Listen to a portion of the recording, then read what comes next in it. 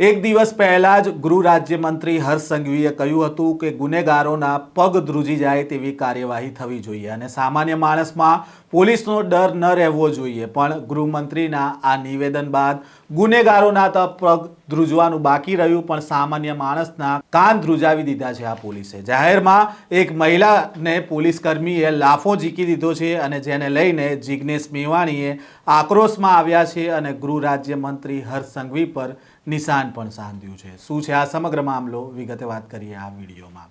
વૈષ્ણવજન તો તેને કહીએ જે પીડ પરાઈ જાનાને રે। નમસ્કાર, નવજીવન ન્યૂઝમાં આપનું સ્વાગત છે। હું છું જયંત દાફડા। અમદાવાદમાં એક મહિલાનો વિડીયો અત્યારે સોશિયલ મીડિયામાં ખૂબ વાયરલ થઈ રહ્યો છે, જેમાં મહિલાને એક પોલીસકર્મી લાફાવાળી કરી રહ્યો છે। આ વિડીયો અંગે માહિતી એવી સામે આવી છે કે ગઈકાલે અમદાવાદમાં પાલડી વિસ્તારમાં એક મહિલા પસાર થઈ રહી હતી, ત્યારે ટ્રાફિક પોલીસ દ્વારા તેમને અટકાવવામાં આવે છે। મહિલા પાસે લાયસન્સ અને અન્ય ડોક્યુમેન્ટ માંગવામાં આવે છે।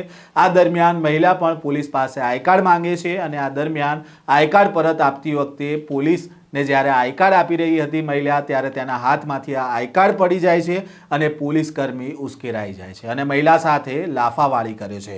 મહિલાને લોહી નીકળી જાય તે રીતે આ પોલીસ કર્મીએ લાફાવાળી કરી હતી। જો કે વાત આટલેથી ન અટકી અને મહિલાને દંડો લઈને મારવા દોડતા હોય તે પ્રકારનો વિડીયોમાં દ્રશ્ય પણ જોવા મળે છે અને તેના સાથી પોલીસકર્મી જે હતા તે આ પોલીસકર્મીને પકડી રાખે છે।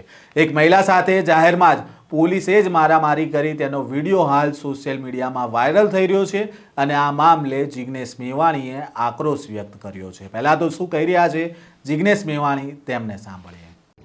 મિત્રો, આજ અમદાવાદમાં એક મહિલા સ્કૂટી લઈને જતી હતી, પોલીસે રોકી, પોલીસને પૂછપરછ કરવાનો રોકવાનો એમનો અધિકાર છે।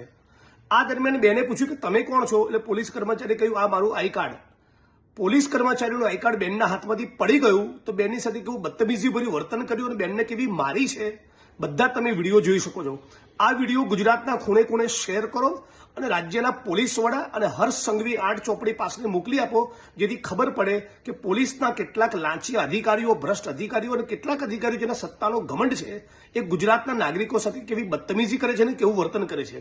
આપણે બધા સાથે મળીને માંગણી કરીએ કે આ પોલીસ કર્મચારીની સામે ગુનો દાખલ થવો જોઈએ અને જે પોલીસ સ્ટેશનના હદ વિસ્તારમાં ઘટના બની છે એ જ પોલીસ સ્ટેશનના લોકઅપમાં આ પોલીસ કર્મચારીને રાખવામાં આવે।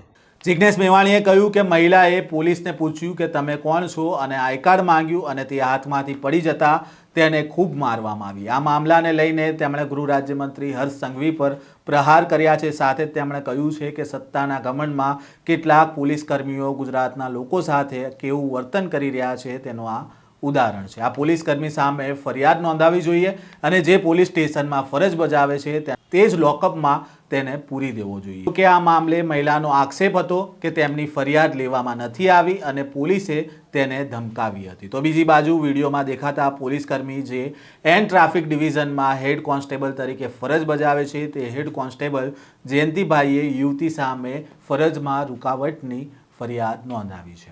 આ સ્ટોરીને લઈને તમારો શું મત છે, કોમેન્ટ બોક્સમાં જરૂરથી તમારો મત જણાવજો। આ પ્રકારના સમાચાર સાથે ફરી મળીશું। નવજીવન ન્યૂઝ સાથે જોડાયેલા રહેજો।